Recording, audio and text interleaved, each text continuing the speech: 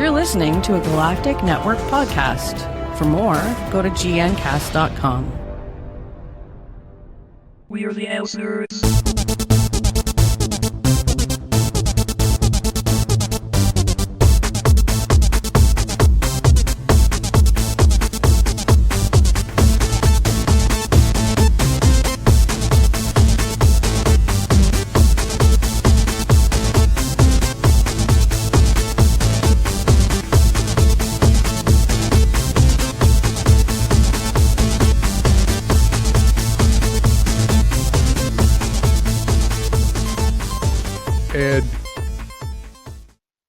Hello and welcome to ElseNerds, a production of the Galactic Network. I am not Gregor Sprague, I'm Corey Scott, but with me is Gregor Sprague.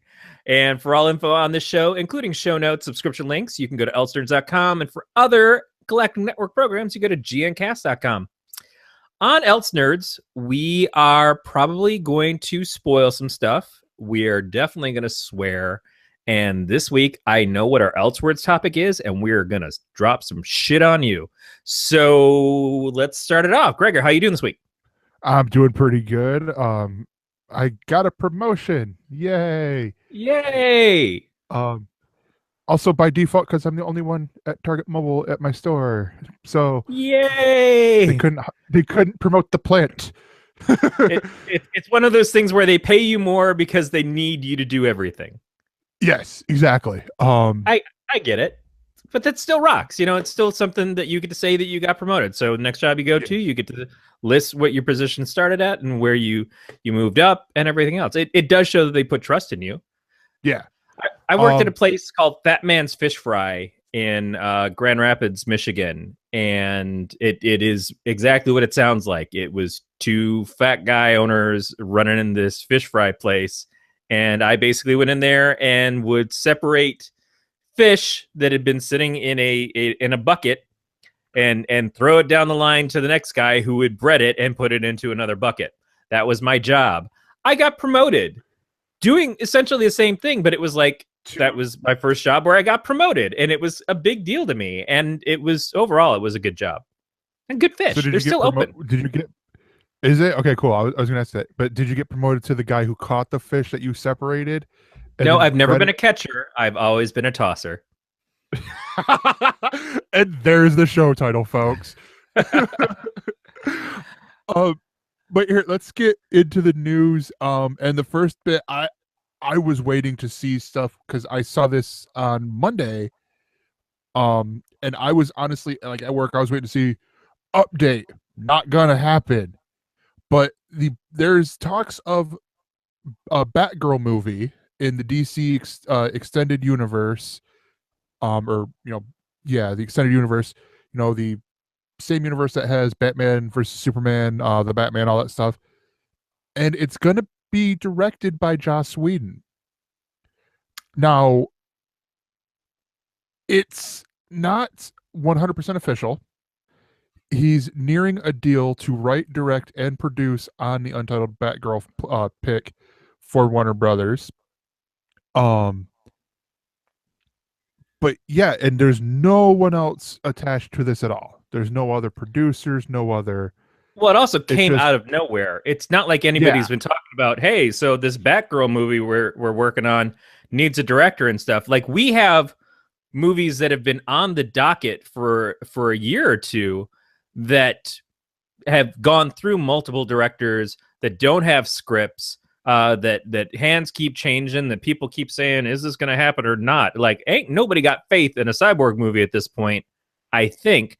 But we're getting little hints that there might be a Nightwing movie, there might be some other ones, and all of a sudden this drops. And this is not just like, oh yeah, we're thinking about doing a Batgirl movie. It's like, no. While you're sitting there and you're already saying, why would they do a Batgirl movie out of all the fucking Joss Whedon's attached? Yeah. And that is a killer move for Warner Brothers at this time. Because Joss Whedon obviously made the Avengers happen, and then went to town helping out with all of the Marvel Universe overall until he got through Avengers 2, Age of Ultron, which was also a huge, successful movie. complaints aside, Yeah. and got burnout. So it's a big get to get Marvel's huge director of their jump in the fucking fire franchise for one. But then there's the whole other aspect of this is Joss fucking Whedon. People who were proclaiming their god to replace George Lucas several years ago when Firefly was happening and when Serenity was happening. This is the guy who did Buffy the Vampire Slayer, which just celebrated its 20-year anniversary and is still considered one of the biggest feminist icons of TV. I was listening to some random channel on my Google Music the other day, and all of a sudden a Dr. Horrible song started playing. I'm like, oh shit, I forgot all about Dr. Horrible. That thing fucking killed. And that was something he did on his own when he was, again, burnt out from running under big companies. And here's the other part, because you mentioned that, Dr. Horrible was on this. He did a fucking Shakespeare movie on a weekend. Yes. Just for fun. Just for the fun. But that's different. Dr. Horrible to me is a big example of I'm burnt out on Hollywood right now, or I'm burnt out on working with TV and shit and trying to do stuff under their goddamn rule. So I'm going to do something that's all my own and settle on the internet and make more money than I probably ever have by doing that. And then he goes and he gets back into Hollywood again, and he makes one of the biggest success stories in films of all time, and the first big screen superhero group movie, combining all these characters from all these other films and making it work really well and getting people jazzed. Gets burnt out again by the process, by working with production companies, by working on everybody else's ideas that are kind of like standing in the way of what he wants his vision to be.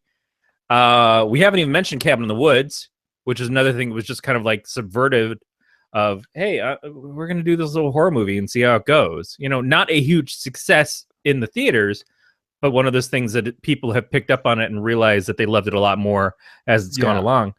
I think that it's just incredible to think of Joss Whedon saying, okay, I'll get back into doing a big budget film, and I'll get back into doing superheroes by going over to what is effectively the competition of Marvel.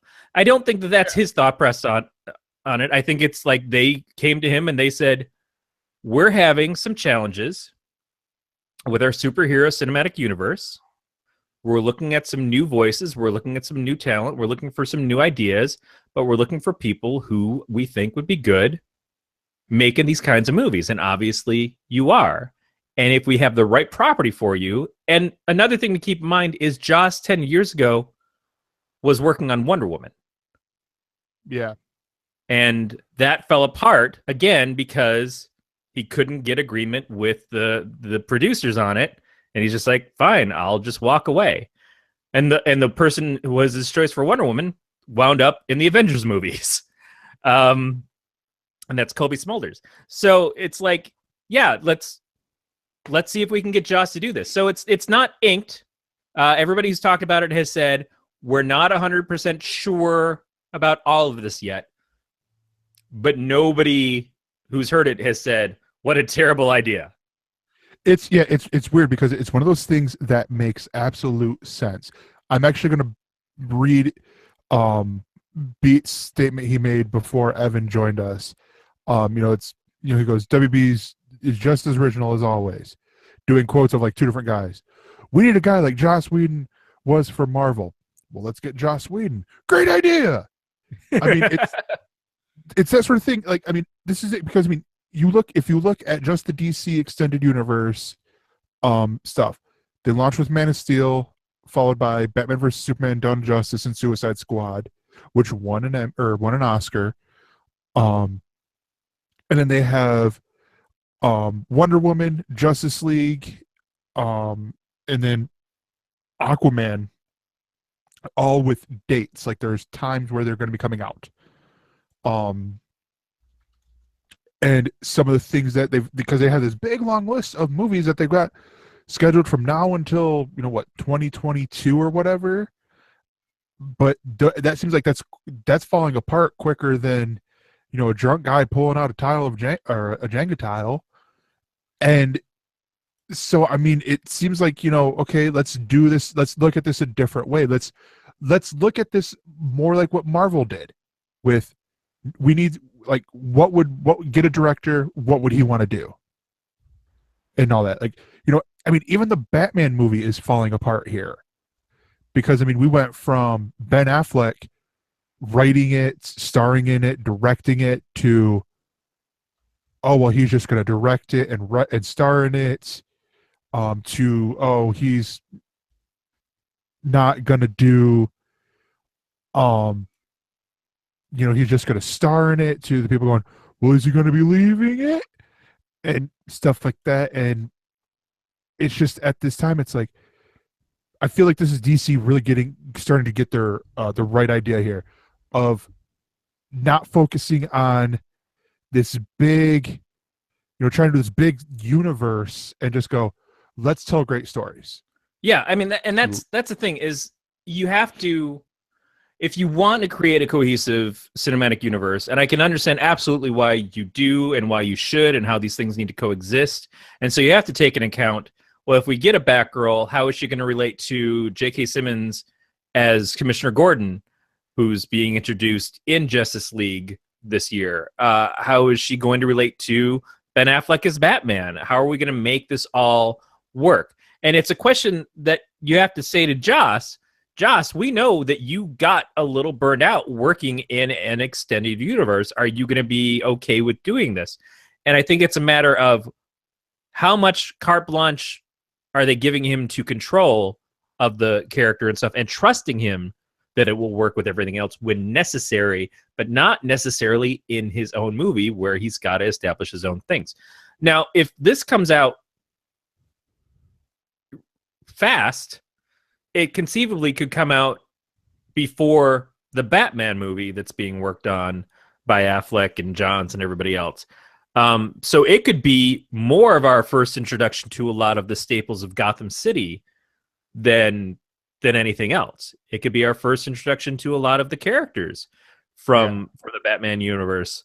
Other than her dad, it's important to have someone who has a respect for the original material, who has respect for working with the team, which Joss does because of his writing in TV for so long.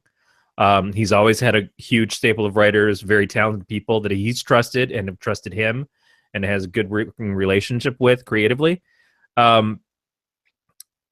It takes somebody with some finesse. And I look at the other rumors are things like Matthew Vaughn possibly taking over the Man of Steel sequel, which would be an inspired choice. And Matthew Vaughn has been critical of the dark tone used on Superman. And he says that's not how he would do Superman.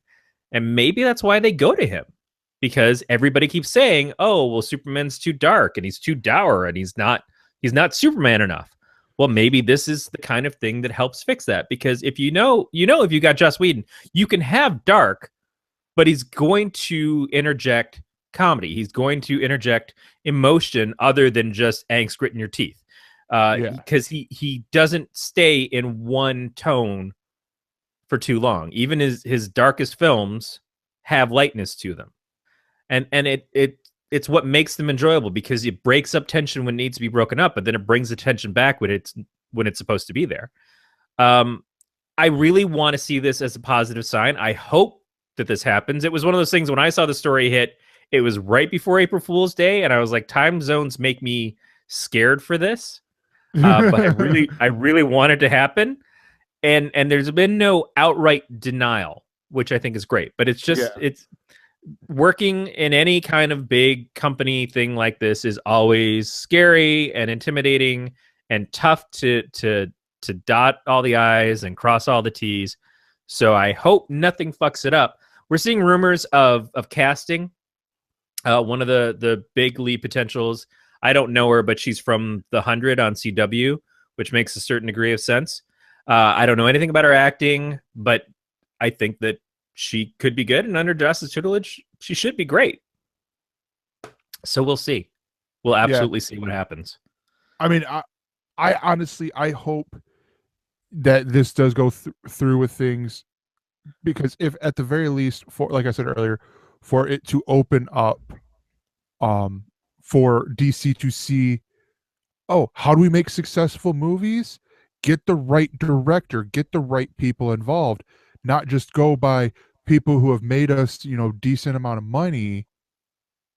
When here, I honestly feel like they could be passing, if they were to just do with, the Zack Snyder, you know, show that they've got going on, um, that they could be passing up on other, great talent that could get stifled because their vision is so different from his, and in Right. this universe that they're setting up for themselves, and that they're slowly pigeonholing themselves into. I mean, I certainly I saw the preview for Justice League, and a lot of people really like it, and I've been pulled in by the previews of the other movies too. I certainly bought into Suicide Squad's preview. I bought into Man of Steel's hardcore before we knew where that was going to go. I didn't buy into Batman v Superman as much, just because I knew from previous experience it was the same guy. He didn't seem to change his attitude. He just kept trying to say, "Oh, well, we did all that, but because it's gonna lead to this better stuff in this movie." And everything I saw of that movie didn't look like he had learned his lesson. But it's still the trailers look good. Yeah. And the Justice League trailer looks good. I'm still just not convinced that this guy has changed his stripes. But I'm still hopeful. I always want these movies to be good. I do not want DC to fail in their movies. And DC has made movies that I've absolutely loved before over time, before there were Marvel movies to really compete with them.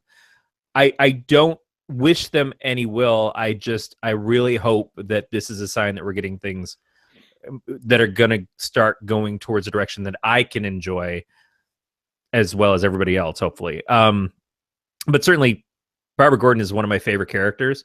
They're saying that it will feel similar to Gail Simone's run on the book in the New 52. Now, the words New 52 don't exactly make me feel great, but it depends on what they pull from that. Like, there's a lot of things that can work from that, and there's a lot of things that maybe they could skip over. It's not going to be like 25 issues shoved into a 2-hour movie, I can tell you that.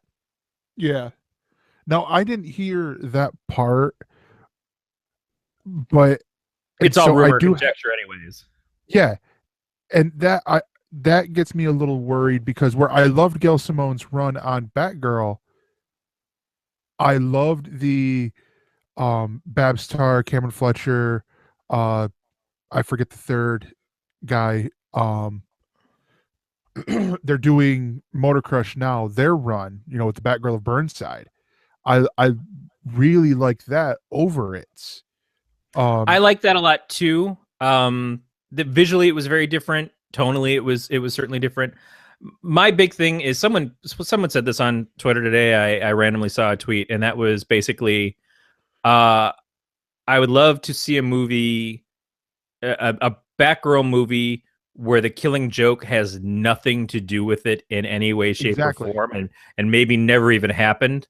I hope that it isn't a movie where we have to deal with Jared Leto's Joker was around and shot Barbara, and she's just gotten over being paralyzed. That's a lot to deal with. But again, if it's Joss doing it, I know Joss would do it right. Whatever that looks to be, if he chooses to include it or not, I know that Joss would be the right person, one of the right people to choose to make that story happen and be palatable. So yeah, good on you, DC. If you can make this work, right on. Yeah. Our next news story is The Daily Show's Jordan Klepper is getting his own show in the Stephen Colbert, Larry Wilmore time slot.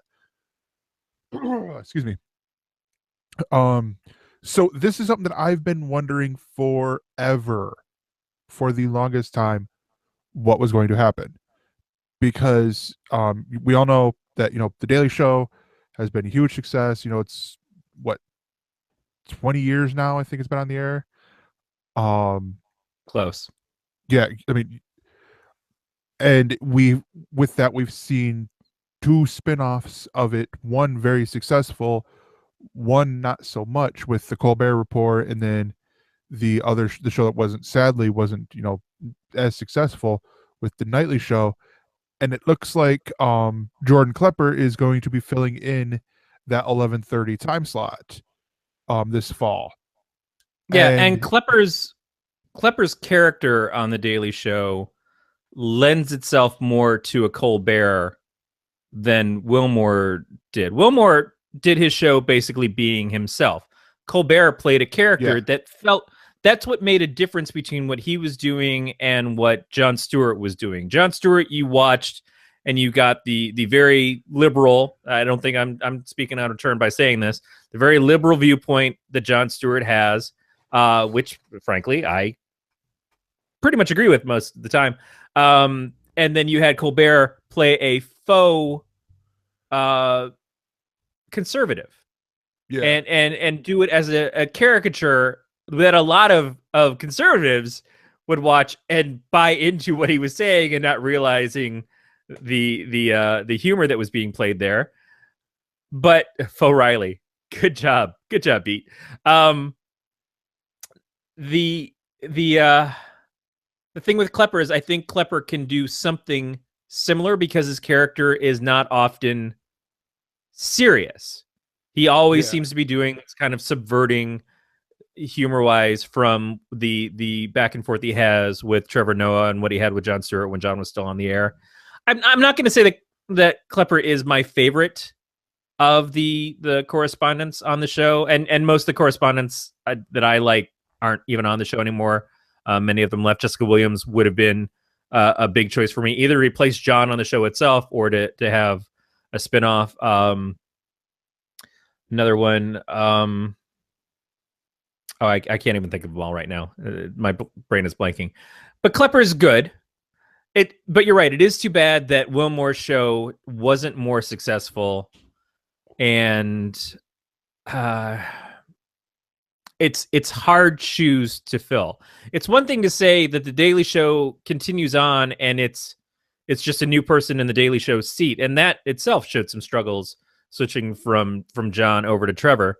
But having someone come in with a new show to replace Colbert, I think, is probably even harder. And Colbert, it took a while to grow on me, his show. Yeah.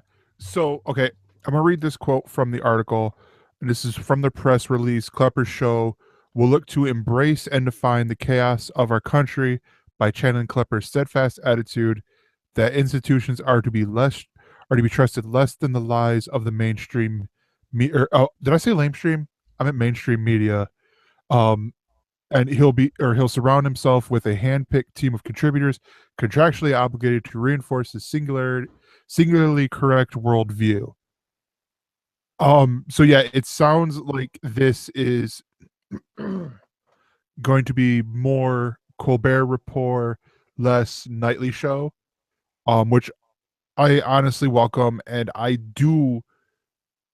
think this is a good point, or a good thing, because where I've been enjoying at midnight, I don't like the fact that a lot of their stuff, it seems to be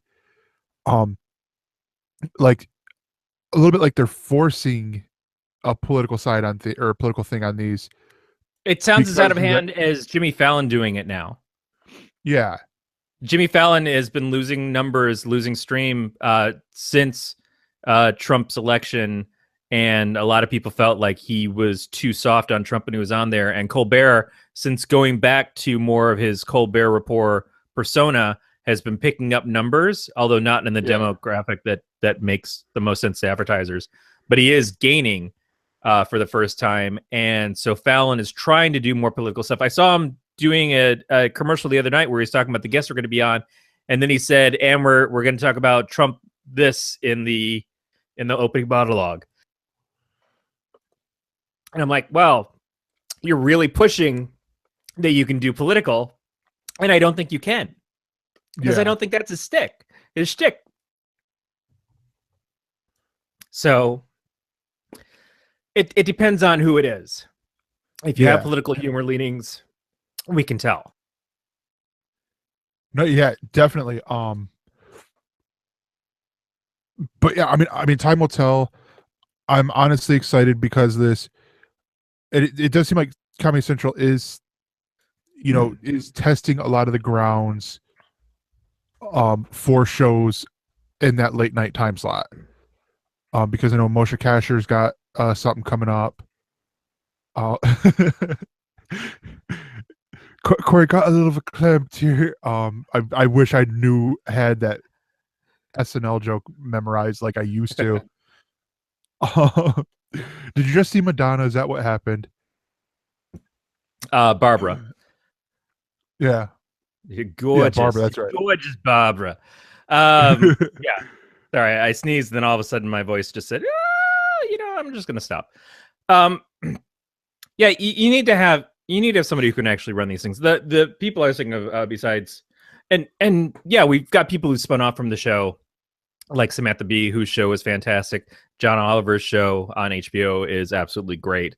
And we've got Colbert on TV doing Colbert Report bits again on his late show. So it's it's hard to steal away from the guy who started it, who's on at the same time on a main channel as opposed to a cable channel. It's more of a factor of, hey, if you like the Daily Show and you don't feel like pressing those couple of buttons to switch, stick around for this guy who was just on the Daily Show not too long ago and get more of it. Yeah. So, the final story we got for this segment is that John Layman, the writer and creator, one of the co-creators of Chew, his next creator-owned comic will have a crossover with Chew in mind. Now there is not a lot here to this article, but you guys may remember that, because actually I think I talked about this like a couple months ago when the last issue came out. But John Layman and Rob Guillory, they had concluded the creator-owned series Chew, which was about an alien invasion, that had a bird flu that made poultry contraband, and a smorgasbord of food powers. I mean, I think you were the person who turned me on to this book because you had talked about all the different powers, and you talked about the main character Tony Chu, who was a chibopath, and then explaining that a chibopath, he gets the memories of anything that he's eaten, and stuff like that. And I fell in love with this book. And so, yeah, I mean, I was definitely enjoying Chew. It was one of those things that I lost my ability to catch up with it, and it is one of the books that as soon as I'm ready to get back into reading comics regularly, that will be one of my first stops, because it is phenomenally good. It was never a moment of like, oh, I'm bored of Chew right now. It was just I was burnt out on comics overall. Yeah, but this is one of those things, especially because at 60 issues plus a couple crossover specials, it's not a long thing to invest yourself in. There's certain books that they're very inviting that way. Chew is one, Preacher, Ex Machina, a lot of the Brian K. Vaughan stuff, Why the Last Man. There's a lot of good series like this, but Chew was something special. Something in the way that the art is very cartoony and very stylized, and the way the story is it feels very comedic, but it can get very serious, and it can up the tension easily. And then every once in a while, you'll have fucking Pollo, who is a cybernetic chicken, just beating this shit out of other chickens. It's so much fun, and they were working on an animated property of it at one point. I don't know what the status of that is. Speaking of Dr. Horrible, Felicia Day was supposed to be a part of it. Yeah, no, that was actually really great and it was something I wanted to see. And I if it was released, I have not been able to find it because, I mean, yeah, like you said, there's Dr. Horrible, with Felicia Day in there, but Robin Williams was in there playing I cannot think of the character, not the fat guy in the in Yeah. there. Yeah, it isn't it. It's was going to be animated. So this is going to be Ron Williams doing a part in there. Um, I am Which blanking may on his have name. led to some of the holdup on it is I think they had to Yeah. recast after Robin Williams sadly was taken from us. Yeah. And then Stephen Yun was going to be Tony Chu. Yes. It was one of those things Yeah. that, again, I love the property. I'm excited to see anything happen with it. So the question is this? It says it's a crossover built into the new property quite deliberately. The old property was Chew. Is the new property going to be Swallows? Following the bird theme. I was going to go further down the rental property of food. Sort of going the other end or something. I don't know. But I mean, I'm excited to see this. I don't know when it's coming out. There's not, like I said, there's not a lot out on this art on this from where we found this on Bleeding Cool. But I just figured, hey, that'd be cool to mention because people that have been watching us for a long time and we've talked about it and they love it too. Yeah, I mean, and I don't know that Rob Guillory is involved in it. It's only really talking about John Layman's next series. I would like to see Guillory at least have some part in it. But they both are makers of great comics, and so this should be something that if you like comics, it should get you excited. Yeah, definitely. But yeah, that's gonna do it for the Else News, and we will be right back. And we are back, and it is time for the ElseViews. This is where we take the things that we are reading, watching, listening to, whatever we are doing, and we talk about them. And a funny thing happened this week. I got caught up on my comic books. So I figured, why not talk about two of them from this past week? And they're the big kickoff books for what Marvel is calling the resurrection of, in their universe with the Inhumans and the X-Men. And I bought one book. I bought the Inhumans Prime, and then I had read X-Men Prime, at first figuring, these were going to be ongoings, not one shots leading up to the series that will be coming out from this. So the first one I'm going to talk about is Inhumans Prime. This one basically is the setup for for Royals, the new book for Marvel. And it's sort of, I mean, both of these books can really be described as, this is, the calm after the storm. The back to basics is kind of what I see it as. The Royals in particular, one of the things that's been going on with Marvel and the Inhumans is that they introduced what has been referred to by the fan base commonly as the New Humans by dropping the Terrigen mists into the Earth's atmosphere, and it's been going around. Now, one of the problems is that it's been any mutants that it's fine. It's been killing them essentially, but it's been causing. It's sterilized them at first, but then there's the thing called Mpox, which just full out kills them in this leprosy explosion or something. And all that. And so this is, they've been dealing with this, and there was a X-Men versus Inhumans storyline that just finished up right before this, I think. But so we've been seeing an introduction of a whole new generation of Inhuman characters, including Kamala Khan, who's the current Miss Marvel, Moon Girl. There's some other ones, and you see some of the crossover of that to the Agents of S.H.I.E.L.D. TV series, where they've done some similar things with it. Not so much the mutant part, but this is the the introduction again of the royal family of Inhumans, which is what is pretty much the classic Inhumans, the ones that were introduced in Fantastic Four. Yeah.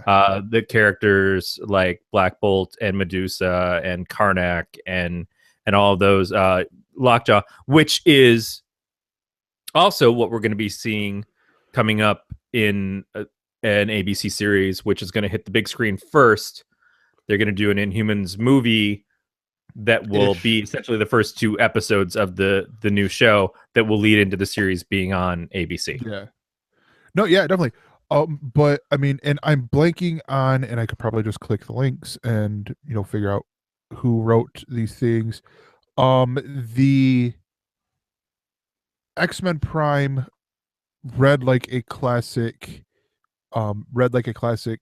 annual sort of deal, because it was written, part of it was written by Al Ewing, part of it was written by, it was all written by Mark Guggenheim, but then you got art by, there's more. Al Ewing was in there, Mark Guggenheim. Art was done by Leonard Kirk, Ken Lashley, Ibram Robertson. It was like for all the stories that were gonna come out of this with X-Men Gold and X-Men Blue, and then the Jean Grey book and Weapon X and all that stuff down the line. It was sort of like them doing this nice little intro thing. These were, in all honesty, these are just 2, and they're $5, so it is a little bit of an investment. But these are 2 like entry points for you, because they do explain some stuff, and it's really interesting to see in the Inhumans book. Like, to go back to this, I'm sorry, I'm jumping with both of them. There's a point at the beginning of it where you see Medusa and Black Bolt talking to each other, actually talking, because in the end of, or during Inhumans versus X-Men, I believe Emma had taken away Emma Frost. For some reason, I had like Watson and the actresses in my head. I couldn't think of what her last name was. She had taken away his powers, so he could actually talk and not just destroy buildings with a whisper and all that. Yeah, Black Bolt has kind of the same issue that Rogue has, in the fact that having his powers is sort of torturous for him in a way. On the one hand, it makes him very powerful and intimidating as the king of Inhumans, but on the other, it limits things that he can do. If he makes any kind of verbal sound at all, it's destructive in power. Much like Rogue has a very powerful set of things, but she can't touch anybody. So when you take the powers away, it's almost like a relief from torture, similar to Cyclops with his eye blasts.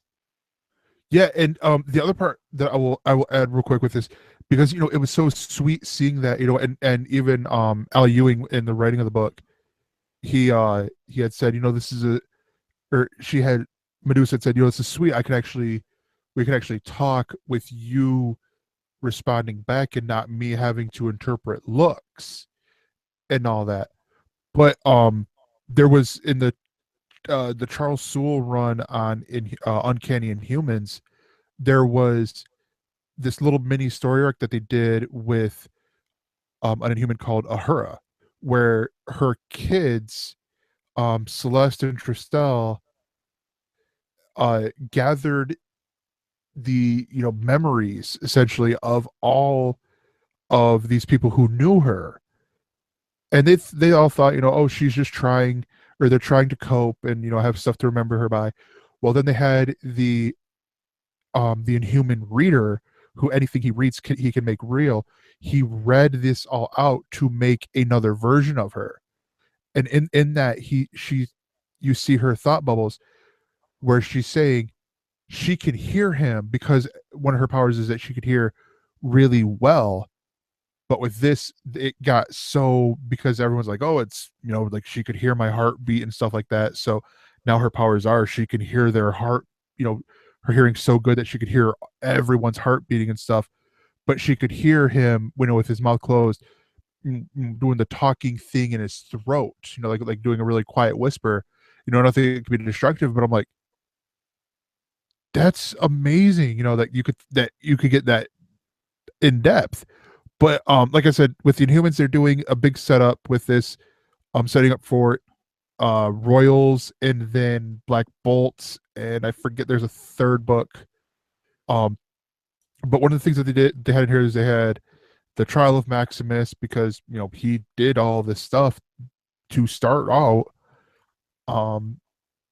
The coming of Marvel Boy, and so much other stuff like that. And then I actually really think you would like X-Men Prime, because it's all Kitty Pryde. I mean, and there's nice walk down memory lane here with her. They return to, or her Storm brings her to the X Mansion, which is in limbo right now, and Storm wants her to lead the X-Men. And so Kitty's like, okay, well, hold on, let me think about it. And is it okay if I walk around the mansion? She goes to her room. Well, who's living in her old room? Peter. Colossus is living in there, and they got relationships stuff with them. And you go throughout this whole thing, and you're learning about all these people. Really, again, because if you've already read this stuff, but through the eyes of Kitty, which is great because she hadn't been involved with them in so long, because she'd been in space, doing the nasty with Peter Quill until they broke up. And Kitty Pryde's got Peters all over the place, because she's always had a relationship with Colossus. Then in Excalibur, Warren Ellis hooked her up with Pete Wisdom, and then in the Ultimate Universe, she dated Peter Parker, and now she's been hitting it up in the space continuum with Peter Quill. It's fair to say, and she Kitty has Pryde, a type, and that type is Peter. Yeah, that's absolutely right. If you were in the Monkees, sorry, Mickey Dolenz, it's going to be Peter Tork. That's just how it is with Kitty. Man, one of my favorite characters. I mean, of all comics, my two favorite characters are Kitty Pryde and Dick Grayson. Yeah, and certainly when you go back to when Joss Whedon was writing the X-Men, when he did Astonishing X-Men, Kitty Pryde was the introductory character. Kitty Pryde was the eyes that we saw the story through. And I think that makes sense. She was introduced as a 13-year-old when she first got her powers, and was Sprite way back in the X-Men and Uncanny, and I think like 150 something. She was introduced to be like the young character for people to kind of feel like I've just been introduced to the team. That later got replaced by Jubilee, and then more characters kind of filled that role throughout time. Sprite did for a while. Not Sprite. What was the other one? The Winged Girl. I don't know. There was a bunch of different ones that have happened, but Pixie, yes. I think they also gave her Ileana's soul sword or something, which was something that Kitty had for a long time. It's just like, God, fucking let her be her own fucking character. But yeah, Kitty is, realistically, she's been a part of the X-Men for her whole adult life, and has been trained by some of the very best. She spent time being trained by Logan. She spent time being trained by Aurora. She's been trained by Scott and by the Professor. So she has the ins and outs, and she knows and has relationships with all these people. She's a very solid choice. Plus, one of the things that we've always talked about, how the X-Men are an allegory for racism and discrimination. And Kitty Pryde always kind of dual identified, because she's also Jewish, and she's dealt with discrimination being of Jewish descent. A lot of great storylines, some of the character over the years. It's no wonder that she's one of my favorites. Yeah. So it's interesting, although I will say that even though I'm not big on the Inhumans and have never really been a huge fan of them, nothing against them, Al Ewing writing the Royals series is intriguing, because out of everybody who's working at Marvel as writers right now, Ewing is the one who seems to me to kind of be kicking ass and not getting huge numbers, but it seems like the stuff that he writes is just really cool and fun. Well, okay, yeah. So to mention that, to go off with that, one of my favorite issues that he did, he's writing US Avengers right now, which he was doing the book before that, which it was The Ultimates. Well, no, he's also doing Ultimates, but there was a book that US Avengers came out of, and that was it was New Avengers. His run in there with Robert DaCosta, buying AIM and making them, Avengers initiative, whatever, idea mechanics, whatever AIM normally stands for. But he did a tie-in, quote unquote tie-in issue with Monsters Unleashed, the event series that they did that just introduced a new Inhuman called Kid Kaiju.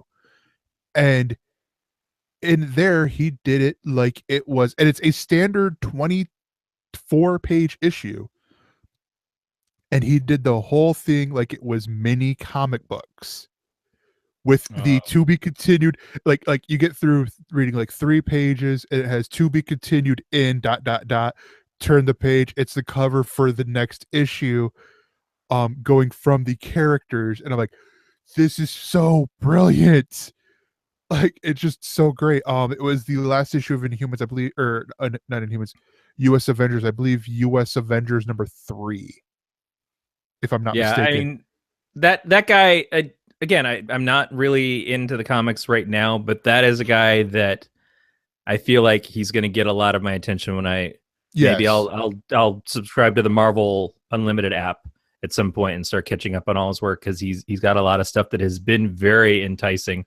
And when I hear people talk about him, it never seems to be a bad thing to say about him, other than the fact that his books don't sell in the numbers that you would expect from bigger name creators, but I don't think it's a quality that's holding it back.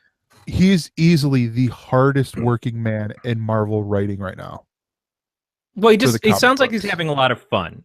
He sounds like he's doing a lot of stuff that is exciting in an old school kind of Marvel way. And I think Guggenheim is trying to bring some of that old school back with the X-Men as well. Yeah, and Guggenheim's done that, which is so weird since he writes for the Flash on DCCW. Yeah, but he's sort of agnostic as to which company he wants to work for, because he's probably like us. He's read both companies all his life, and he's had his favorites of either one, and he's just excited, like, I get to write the X-Men, and I get to write the Flash. How fucking cool is my life? Definitely. Cool, Mark. Why do you got to rub it in our faces? Why you got to be that way? Really, Mark, why do you got to be that way? Let us give me a fucking job, man. Give me. I'll fucking get your coffee.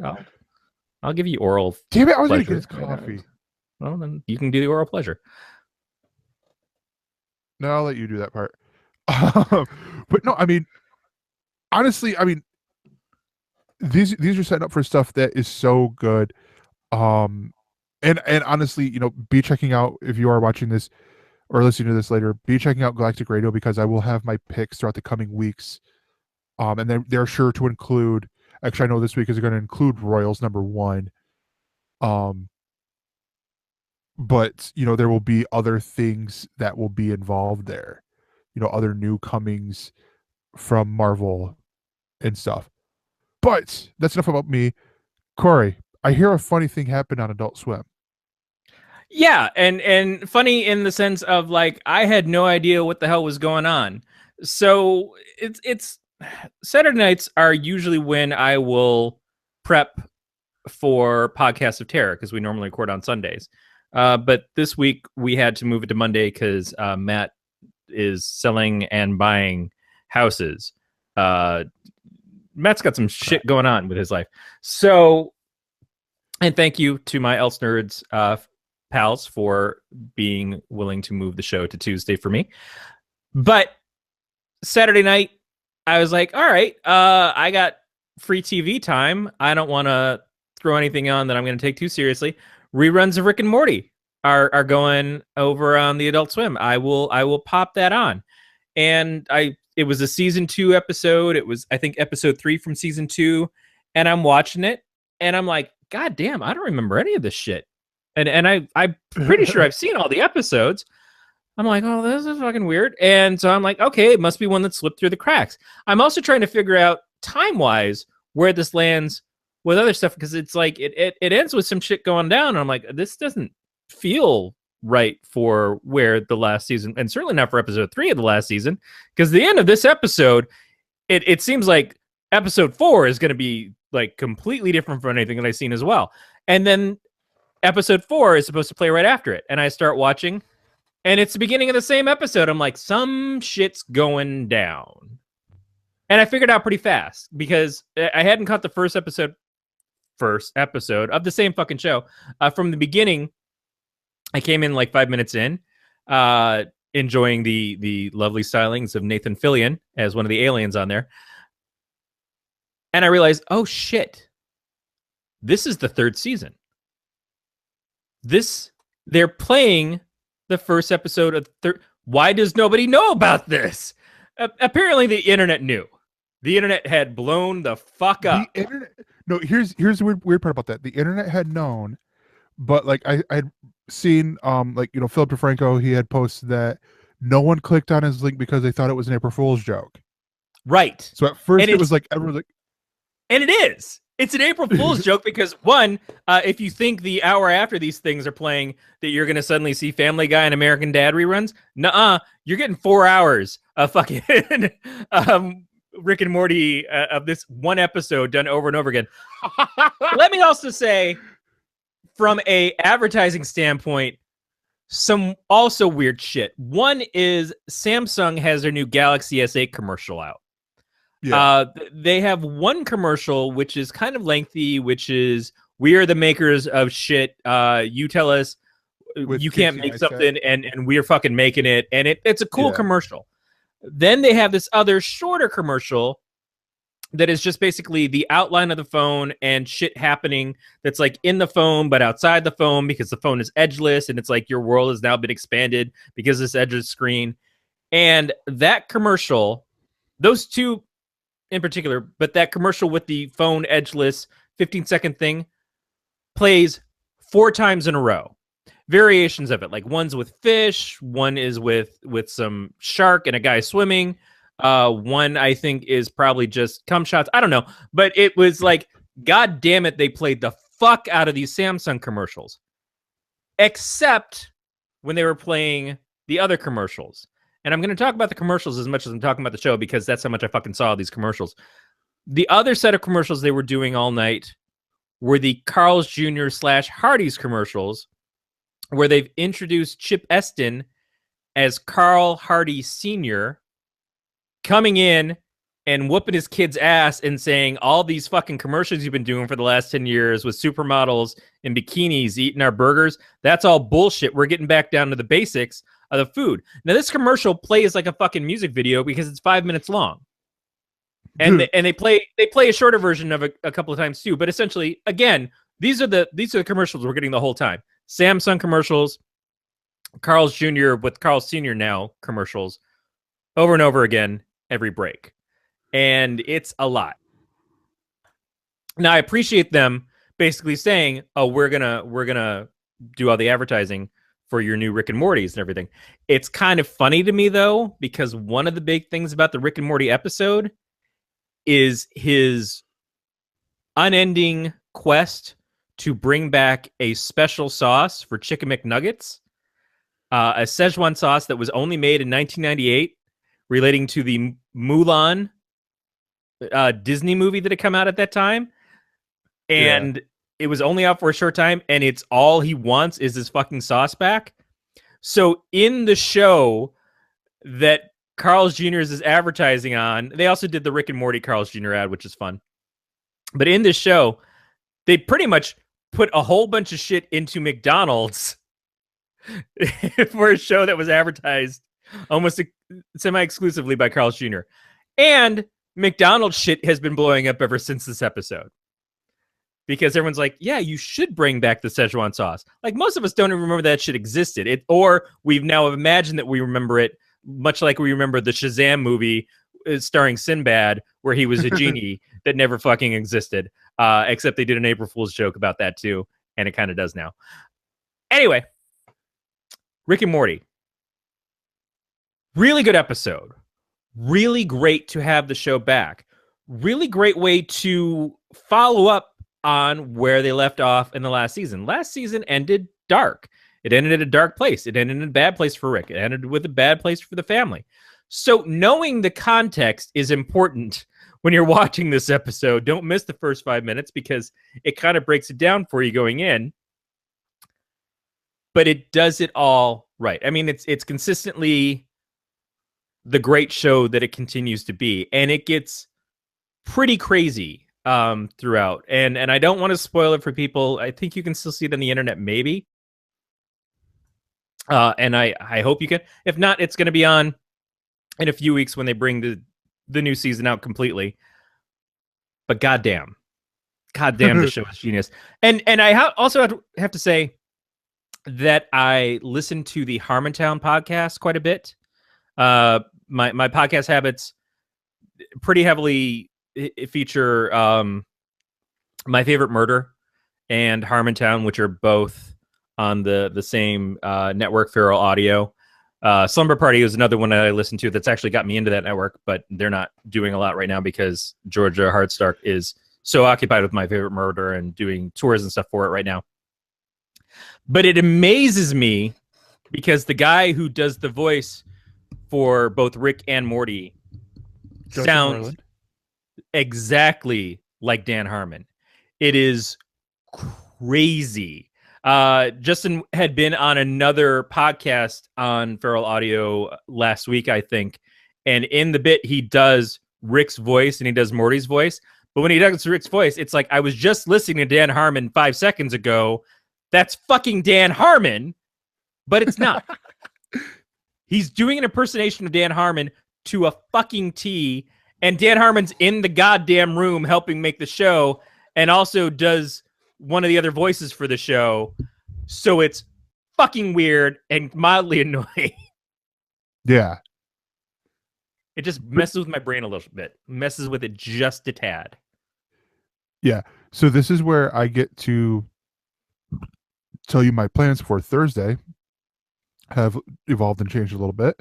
If not Thursday, then Sunday, because I am, I don't know where I left off exactly, but I am still a little bit behind on season 2 of Rick and Morty. God damn. I know. And it's just, it's this weird thing. Like, I just like, it slips my mind and I'm like, all right, I'll catch it when I can catch it. And then this, and I'm like, oh, okay, that's cool. I still got like maybe 5 or less episodes to watch. And I know I'm a bad person, but yeah.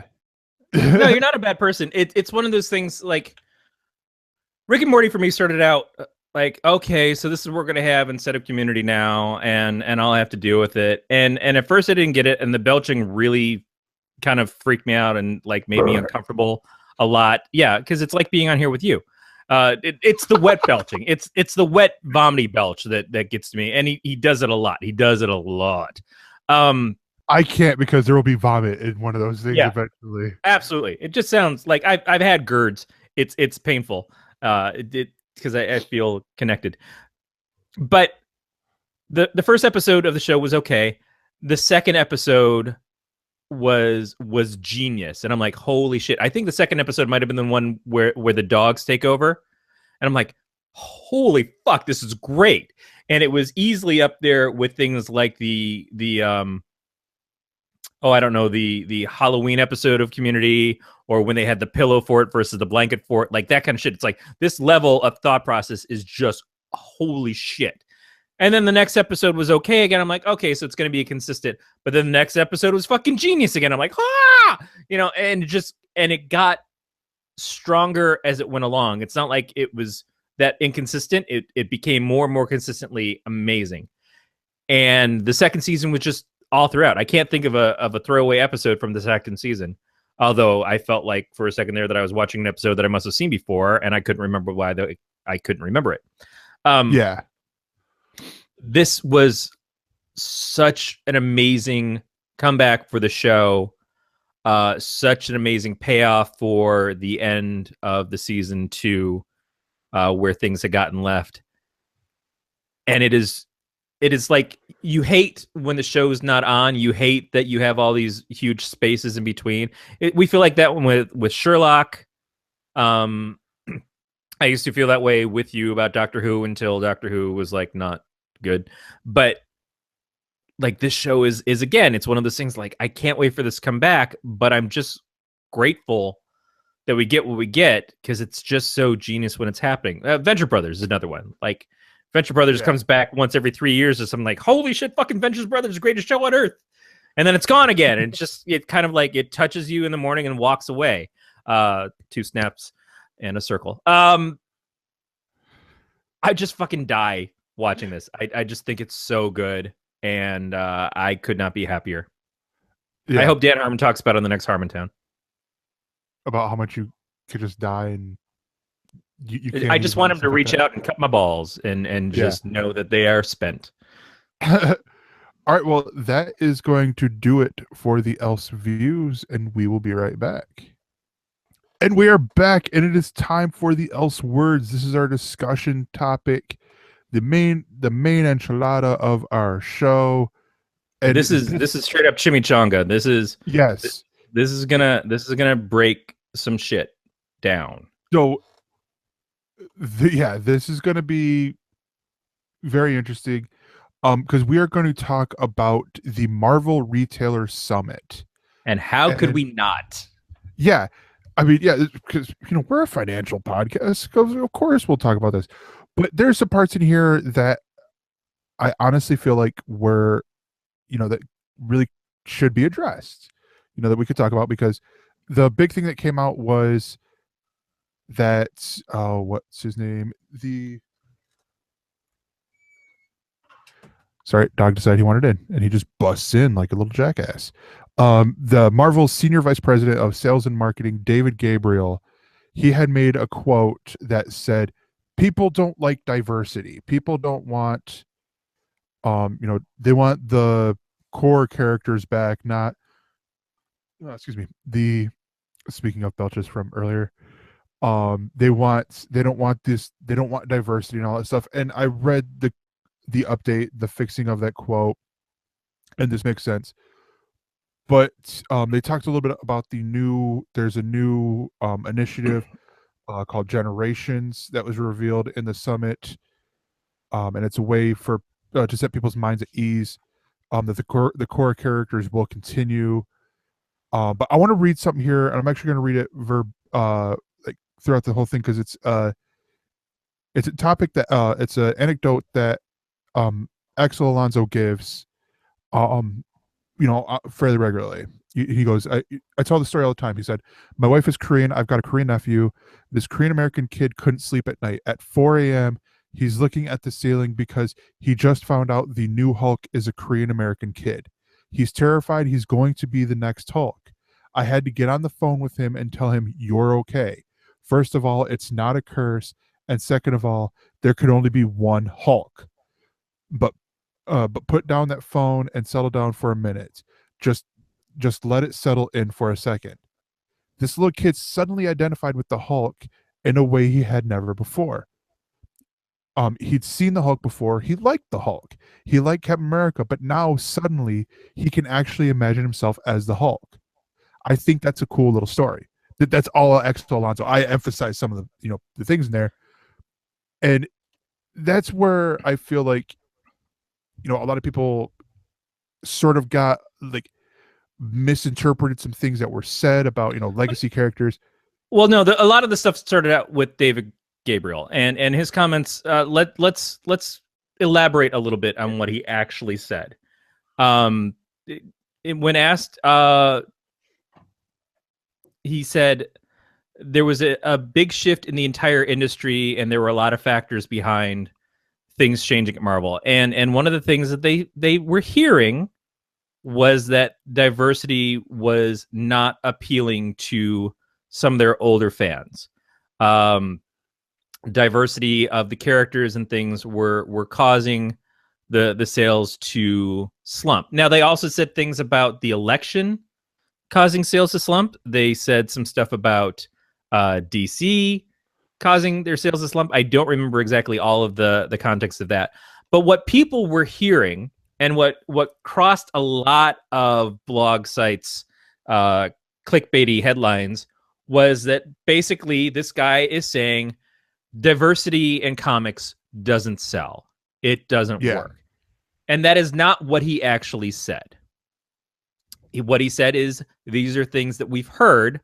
Whether or not we believe it is something else. And he actually had made that statement. Now, he then had to come back later on and start clarifying, because everybody's already saying, oh, so diversity doesn't work, so you're going to get rid of all your diversity. And again, that's not something that he said either. But there has been some rumors that Marvel is going to get back to some of their meat and potatoes characters. Now, some of these things we know don't necessarily have anything to do with diversity. Now, there is the introduction of a lot of new characters. So we go back a few years. I don't remember what the crossover was. It was one with Nick Fury where he whispered something to Thor's ear and basically made Thor unworthy. And suddenly we had, in Jason Aaron's Thor book, we had the introduction of a new Thor, a female Thor. And after a period of time, we found out that that was Jane? Yes, that was Jane Foster. Jane Foster. Who has terminal cancer, which it sort of does the one of the reasons why I got into Marvel Comics over DC was because I found these people so human. Right. Where, DC had the gods, but, like it was all like their gods and stuff like that. Even Batman, I mean, he trained his body to the peak performance. But which is probably why at DC I relate to a lot of the sidekicks. Yes, yeah. But over at Marvel, it seemed like everyone had this weakness, a weakness to them, and that's what made them more relatable for imperfect. So, yeah, imperfect. Yeah, these imperfections. So for example, the fact that, while Jane Foster is going around doing the whole alter ego thing and has terminal cancer, she's going to chemo and, getting the radiation and all that stuff for it. Every time she transforms into Thor, all that stuff just gets wiped out of her. Right. So she's essentially killing herself by protecting everyone and stuff like that. Yeah. But again, I mean, that happened. That was something that felt like it was sort of inherent to the story, but it was a big deal. We're replacing Thor. I think Marvel even did they showed up on The View or something introducing the female Thor character. Yes. I know they did it a couple of times with different things. We have the Miles Morales character who was introduced several years before as part of the Ultimate Universe, which is already a big deal, is they replaced what was that universe's Spider-Man with by killing that universe's Peter Parker off with a mixed race, African American and Latino, Puerto Rican. Thank you. Character, and making him that world's Spider-Man. And then they shifted him over to this universe. Now, shifting him over this universe didn't take away Peter Parker. Peter Parker still exists, but the status quo of Peter Parker changed around the same time. So now there's two Spider-Men. Then there's Kamala Khan, who in many ways is probably the best example of a legacy character at Marvel, because she exists not as a replacement for Carol Danvers. Carol Danvers had already, for a number of years, been upgraded to the Captain Marvel character. So there's a Miss Marvel name that's out there, and a brand new character created takes that name, but is not trying to be the same character, is very different in feel. At most, it's like, I've got the same name, and for a while she had a similar costume. But developed her own identity and everything very quickly. My one complaint about Kamala Khan is that she is an Inhuman in a universe where they're trying to introduce all these Inhuman characters, and it feels like I would rather some originality and difference in the origins of the characters. Yeah. But the Inhumans is a sign of part of why Marvel, I think, is having problems. We'll get to that. Those are ones that are good examples. And I don't think anybody has specific complaints about any of those. Like, most people might say, well, I like the Odin son more than I like Jane as Thor. But the Odinson got his own book and has existed continuously by the same writer, in fact. So if you were enjoying Jason Aaron writing Thor before, you can continue to enjoy him writing Odinson in a different title, and you get the Jane Foster Thor as a bonus if you enjoy it, and if you don't have to read it. But it is like, it's a journey for them. Some other things happened. Captain America, Steve Rogers, gets replaced by Sam Wilson, who was classically the Falcon, has been a partner to Cap for a number of years.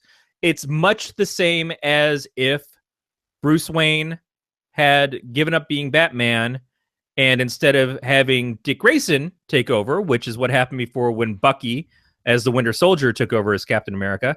In this case now, it's like, oh, well, now I'm going to have Tim Drake be Batman instead. The concept of a Black Captain America, again, is not new. They had one years ago in the, what was it, the Captain America White miniseries? There was some miniseries that they had where they introduced that there was a Black Captain America. Red, White, and Truth. Yes. Yeah, it was actually Axel Alonso's one of his early books that he was an editor on. Yeah. And Sam Wilson, my only problem with it is that I think Falcon is a fantastic character already. I don't need to see the character move up in anything else. I don't see that as a graduation for him. I already think he's cool. I was like, I like sidekicks. I like Falcon as much or more than I like Cap.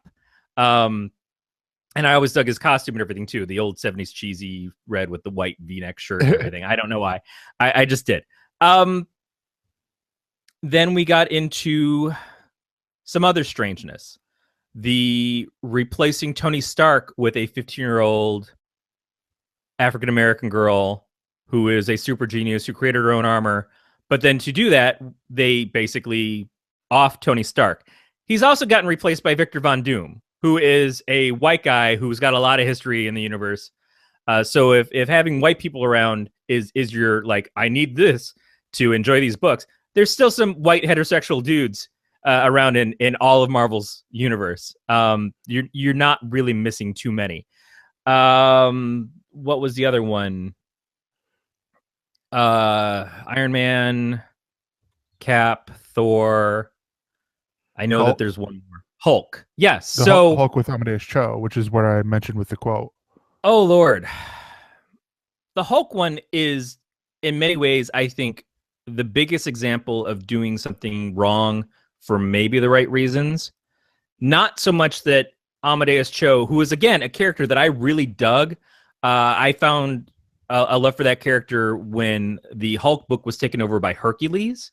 So it was the Incredible Hulk for a while, and Amadeus Cho was this, 15-year-old genius kid who was hanging out with him, and it was always like Hercules and Amadeus Cho with pup in tow because he had a puppy with him the whole time.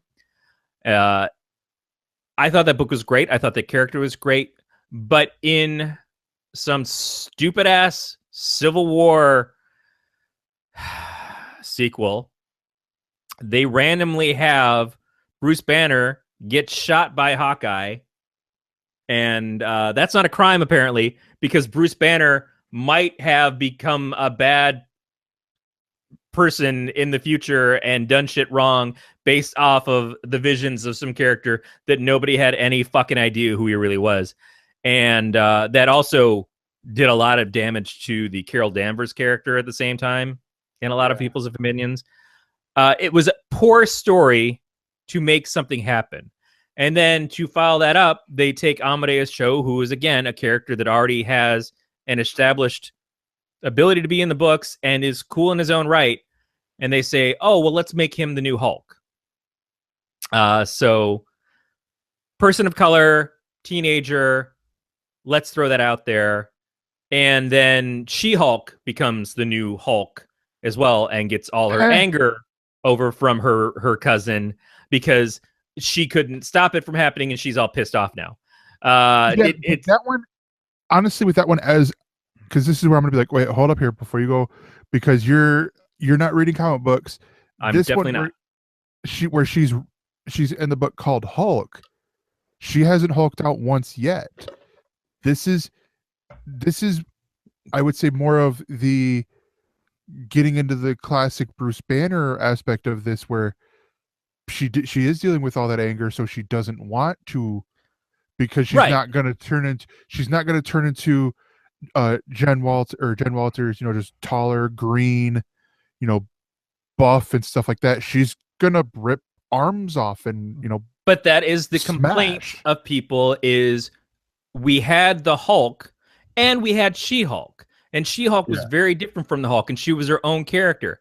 But they decided to get rid of the Hulk and turn She-Hulk into the Hulk, and by doing that, one, getting rid of a character that we liked, and two, changing another character that we liked to fit the type of the first character, replacing a character that didn't need to be replaced. That is the level of complaint of people who they're saying that they've heard aren't enjoying the diversity of Marvel Comics. And this is what was listed as the problem at Marvel right now, or being discussed as the potential problem, what they're hearing. Again, not what they're saying.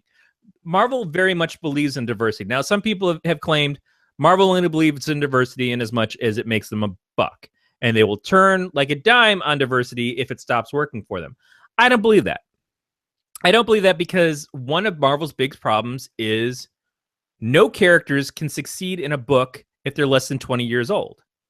That has been a big problem for them. The most successful character from the last few years has been Deadpool, and Deadpool had 20 years leading up to becoming that successful of a character.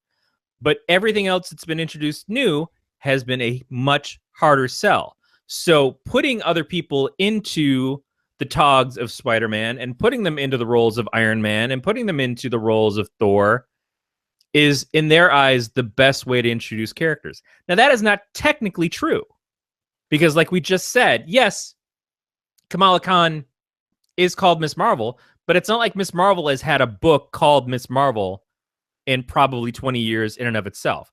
And her book has been very successful. A lot of new books that were introduced that were, I'll call them boom type titles, meaning they had an aesthetic and writing style, an art style similar to what you'd see at a lot of the boom books now. Things like the Squirrel Girl title, the Hellcat title. A lot of these books were very new tries for Marvel, and with different ranges of success. They did not sell, at least on the newsstand, like what Marvel expects from their other titles to do. Mockingbird made it up to issue 10, I think, was lauded by a lot of people as being a very good book.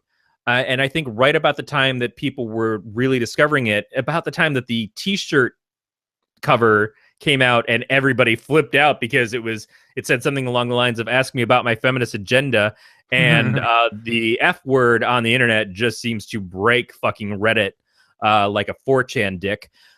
I think that a lot of these titles were a great sense of experimentation. At the same time, DC was doing something like that with their DCU. The success of Batgirl of Burnside had a lot of titles that followed it. The Black Canary title. I don't remember all the other ones, but they came and Gotham sadly Academy. Gotham Academy. But a lot of them came and went. It was because these companies are not Boom. These companies are not Image. These companies have served an aesthetic and a story type for 50, 60, 70 years. They have been all superheroes, all spandex, all the time for a long time. And it is what most people think of comics being because of these two companies, because of DC and Marvel. So when they do try something new like this, one, they don't have the expertise of it that a Boom who's doing it naturally does. They don't have the expertise of it that Image does, because Image is hiring creators that this is the way that they make comics. And I'm not saying that the creators that came over and did this at Marvel don't do that. But now they're trying to do it with characters that they didn't create. They're trying to do it with characters that have to fit into a shared universe in a lot of ways. They're having to do it to a Marvel audience who is frankly not ready for that. That is the most I will say about where diversity maybe didn't work out for them. But let's take a look at another thing. Let's take a look at why Marvel may be suffering right now in the industry, why they are struggling. And there's things behind the scenes that we have to kind of take for, well, it may or may not be true, but it seems pretty kind of likely that it is true. Marvel did everything they could to break the X-Men because they don't like sharing the X-Men with Fox Studios. They don't like creating stuff in the comics and having Fox profit off of it, where Marvel can't. Marvel broke and got rid of the Fantastic Four, as Beat's mentioning right as I'm getting to it. The Fantastic Four doesn't have a comic right now. Some of the Fantastic Four characters don't exist in the Marvel Universe right now. On top of that, they broke everything with the Secret War or whatever book that they did. I don't remember what it was. That was like, let's break continuity. Yeah, Secret Wars 2. Let's break continuity a little bit, and we're going to keep Reed and Sue over here, and we'll let Johnny hang out with the Inhumans, and we'll let Ben hang out with Guardians or someplace else. We don't know where Ben is. Ben's got his own shit going on. But Ben always kind of had his own shit going on. Marvel seriously went after the X-Men, though. Like, seriously. By saying, we don't want the X-Men to succeed, we'll make a new X-Men that we can control and we can have movies for. And they did that with Inhumans. And as much as they tried to force it, it didn't take. Now, you have your random things here and there. You've got Miss Marvel, who is an Inhuman, but doesn't succeed because she's an Inhuman. She succeeds because she's Miss Marvel and because the writer and the artist on that book made a really compelling book. The only reason why sales started to go down on Miss Marvel is because the book's been relaunched several times because of all these crossovers and stuff, and because Marvel has a tendency to relaunch books over and over again, which kills sales. It gives them a bump up for that first issue, and then the sales always fall further than where the book was already. But killing Marvel's, like, basically their workhorse, which the X-Men were since the 80s, I think is a big deal. And so they're just now getting around to getting some of those characters back. They're doing it in a weird way by also introducing characters that have been time displaced for way too long and still trying to run with a storyline of, like, here's the original X-Men in their teens/20s running around the Marvel Universe in a way that makes no real sense. We'll keep shoehorning it in. And part of that has probably been fixed by Secret Wars, but it's one of those things that you have to explain to a new reader. Yeah. Well, yes and no, because they've hit the end of that with this, and in All New X-Men number 20 or whatever the last issue of All New X-Men was that came out last week, they actually did go back into the past. They did. And they said, oh, well, it's broken. Time is broken. Time's rejected us from going back. There's a group of people there who are the X-Men. Right. Meaning that these X-Men cannot go back probably because they're from the 616 universe, and the whole Marvel universe is not the 616 universe anymore. Yeah. Or they're, basically. Yeah. Yeah, which is, again, then we just have to deal with these other fucking ones running around. Like, in the 90s, right before Heroes Reborn, Marvel tried to basically fix Tony Stark by turning him into a teenager. Yeah. And it's one of those crazy-ass stories that you just do and you hope it's going to make sense, but it didn't really make sense, and nobody was really into it, and thank God they did Heroes Reborn at the same time, which is a strange thing to say because Heroes Reborn was kind of a big piece of shit.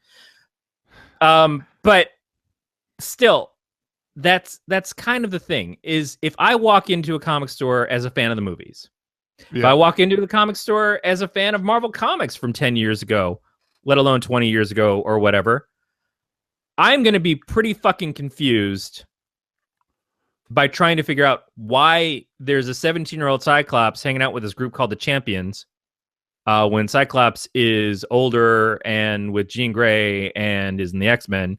Oh, but he's in the X-Men too, but he's not older because the older one just died, and so they're all teenagers.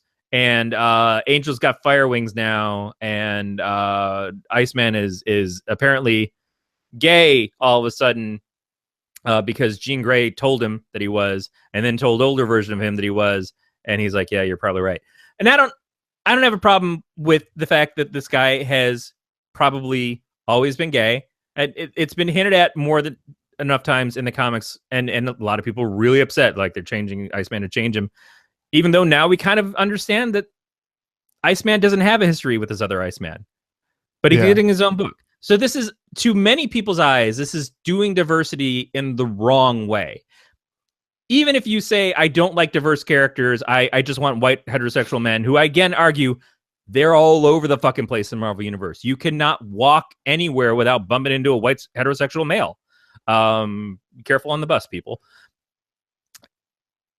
Even if that is not what your problem is, the state of changing characters seemingly for the idea of making them diverse without having a coherent story to make sense out of it, or without just saying we're introducing new characters, like when Young Avengers was running with Gillen and McKelvey, and they all kind of identified somewhere on the LGBT scale.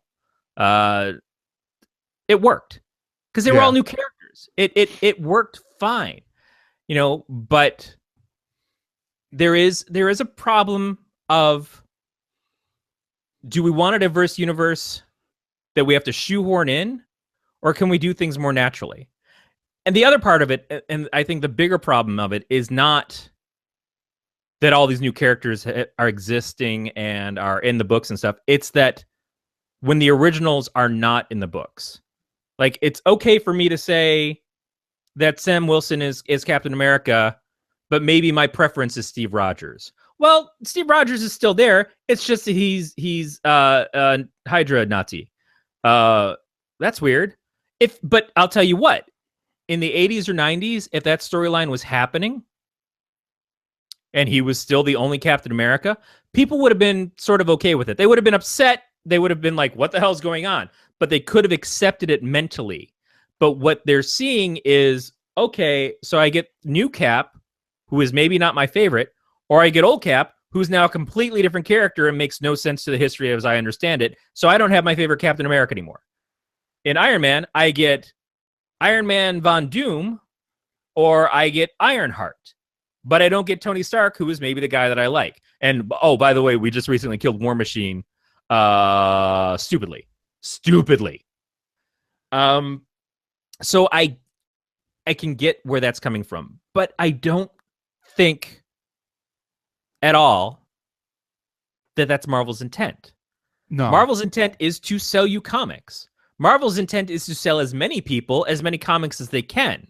Marvel's intent is to give you what you want, but give new people what they want too. And they're having the exact kind of growing pains that any company would have when you're trying to introduce new product. At first, your existing audience is going to resist. But your new audience doesn't exist. You have to find them and draw them in. And you're hoping that you're going to catch them by word of mouth or off the street or through digital or whatever. But that's a hard thing to build on. The problem is you break the boat while you're building your life raft. It's like, hey, we're gonna try to get to shore. We need to build a raft because the boat's too big to go to shore. So to build a raft, we're gonna start taking planks off the bottom of the fucking boat, so we can build this little raft. Well, that's great and all, but while you're building the raft, we're over here sinking. Marvel's sinking.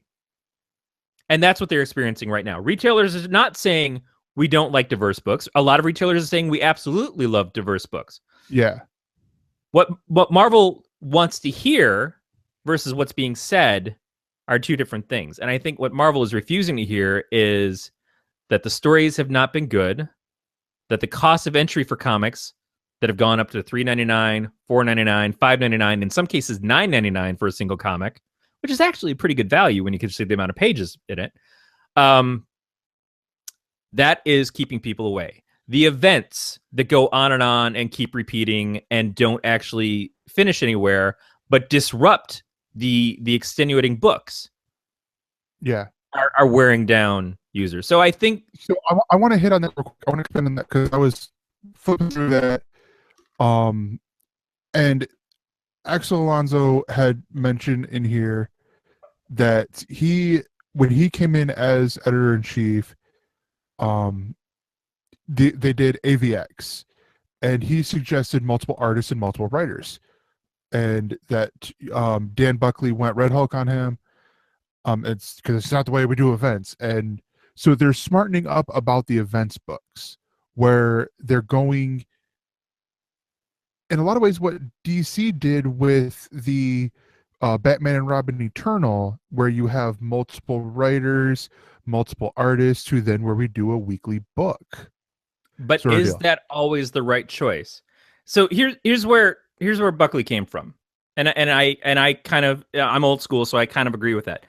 There is something to be said for an event where it's an anthology type series, where each new issue gets a different artist, maybe a different writer, and you get to see things from different perspectives and stuff, and that feels okay.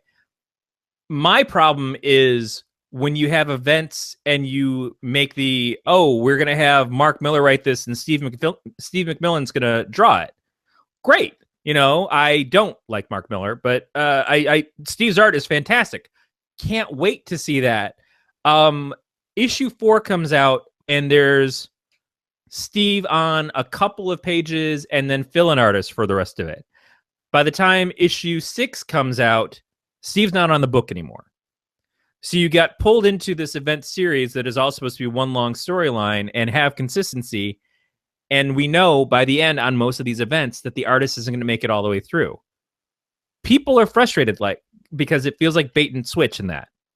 And I think that is a problem. Now, if you plot your things ahead of time and you're not building a universe-shattering event every 6 months, maybe you can get an artist to finish the fucking 6 books. And maybe you can tell your writer not to say at the last minute, instead of 6, it's going to be 8. That's what a fucking editor does. They keep the shit in line. And Marvel doesn't keep the shit in line. And now what they're doing is it sounds like they're excusing themselves from keeping it in line. And I think that's proven that if people are already not buying it, that's not the direction you follow through on. Yeah. And it seems like they're trying, where, Beat's saying, they talk about managing talent and stuff on here. It seems like they're trying to work in ways that will get that will make these events to where they don't overlap. Because that's the big thing is, they're overlapping, or you get instances where, for example, Champions debuted before the I cannot think of what the series was. That was the event that sort of before Civil War II finished, which was sort of what caused them to say, "Hey, Avengers, we quit. We're going to be something better than you guys," and all that.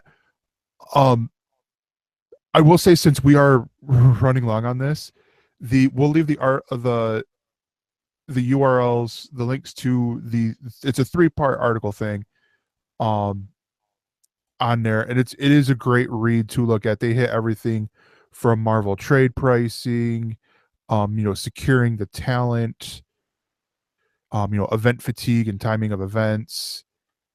I mean, there's another thing to be said about Marvel's quality of art. There's a number of times that I've looked at Marvel books that have been coming out over the last couple of years, and I just question, this is the best artist they could get for this title.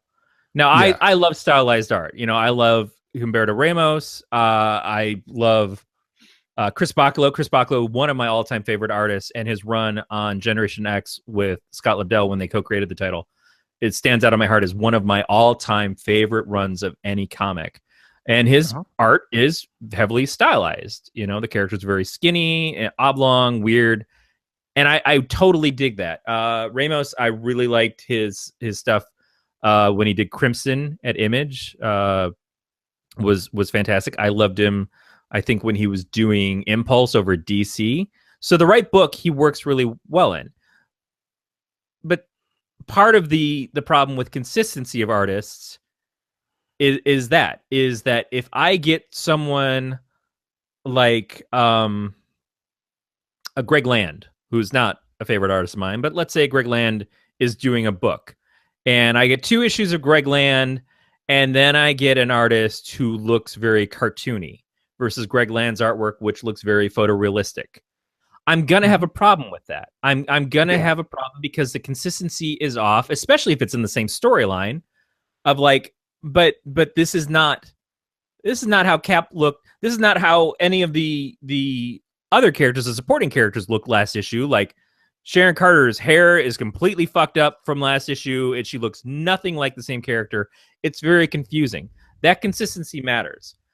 So if you're trying to introduce an artist with a new style, which is a non-house style, and I don't like house styles, it's one of the problems I had with the New 52, is that all the books look very homogenous to each other. Yeah. You've got to give that person a book that is going to let their style shine, and you've got to give them the room to introduce their style so that it all feels cohesive. So give them their first story arc, their 6 issues. If they can't stay on the book past that or stay on schedule past that's one thing, and that's a problem with artists, unfortunately, today. There are artists who can really nail out pages, and then there are artists that can't. But again, that's a scheduling thing more than anything else. If your series is a series of mini-series, or you have breaks in it, like Fiona Staples on Saga. God damn it, Saga. I was going to say Saga. Fables for some reason. Fiona Staples on Saga. There's a couple of months break in between each story arc, but we accept it because it's fucking Fiona Staples, and it's her book. Reminding me that we're in a freaking break right now with that. Yeah, I know, but it's okay because when it comes back, it's gonna be Fiona Staples on it again, and that's sort of the important thing. Marvel has resources. It always kind of bugs me when Marvel thinks that they should be able to have the same successes as smaller companies, but don't feel like they should invest in the way that smaller companies do. Like smaller companies like Boom and IDW, they put their asses on the line to make those books happen. And Marvel has the ability to do it without putting their asses on the line. I mean, I know they got stakeholders, and I know that they've got Disney above them telling them what to do, but you can fund a lot of shit based off of their Star Wars sales alone. Yep. And so Marvel should be a place that can experiment, but experiment smartly, and it's like, oh, well, we want to introduce a Squirrel Girl book. Okay, well, maybe think about who your audience is. Is your audience for Squirrel Girl going to be the same people who pick up an Old Man Logan? Probably not. Is it going to be the same people who pick up New Avengers? No, unless it's the Squirrel Girl that's been in the Avengers titles as the babysitter for Luke Cage and Jessica Jones. But this Squirrel Girl looks like she's aimed towards the Tumblr crowd. Let's try to get the comic out where the Tumblr crowd is going to see it. Let's publish it online first. Let's do a few issues, put them in the can for free, and put it out there for people to see it, for that audience to find it. And then we can lead them back either to our own digital marketplace or Comixology, or lead them into the stores. Say, hey, this comic you've been getting, now we're going to do a regular series of it. Go into the stores and buy it. But don't just put that shit out there to the regular Marvel audience and expect the regular Marvel audience to buy it, or for the Tumblr audience to find it without being led to it. And Marvel has the ability to make something like that actually happen. It's like how we've said for years that comics don't advertise on TV or during cartoons or any of the places where you think, hey, I should see an ad for a fucking DC comic here while I'm watching Justice League. But I don't. So if I'm a kid watching Justice League or Teen Titans for the first time, I have no idea that those things exist in comic books. What the fuck? They can do that. We need them to do that. They need to do that. Yeah, definitely. So I think that's going to wrap it up here for us. Mainly because we are going long on time, and I'm I looking told over you at my this. dog. We're gonna talk some shit. We're gonna Oh talk no, some yeah, shit about yeah, and that's fine. I mean, you wanna know who that person is who reads both Squirrel Girl and Old Man Logan? He's your co-host. Well, you're big on Tumblr. No, I'm just And big. in the crotch. Yes, sir. But we're gonna let you guys know that you guys can leave us a voicemail at 805-328-3966 or email us mail@elsenerds.com. All subscription options and links can be found over at gncast.com/subscribe. You can join our Facebook page over at facebook.com/galacticnetcasts. You could follow the show and the network on Twitter at ElseNerds and at Galactic Netcasts. Beatmasters on Twitter at Beatmaster80. Evan is at Mr_Fusion. I'm at that Gregor. Corey, where can people find you and all the things? When I'm not talking shit about other people's comics, I make some, or I at least help publish some. Go to don'taskcomics.com, see the works of Levi Krauss and friends, and sometimes me. And the last thing to be said is this has been a Don't Tell Glenn production. We will see you guys next week. Or else I'm going to rant again.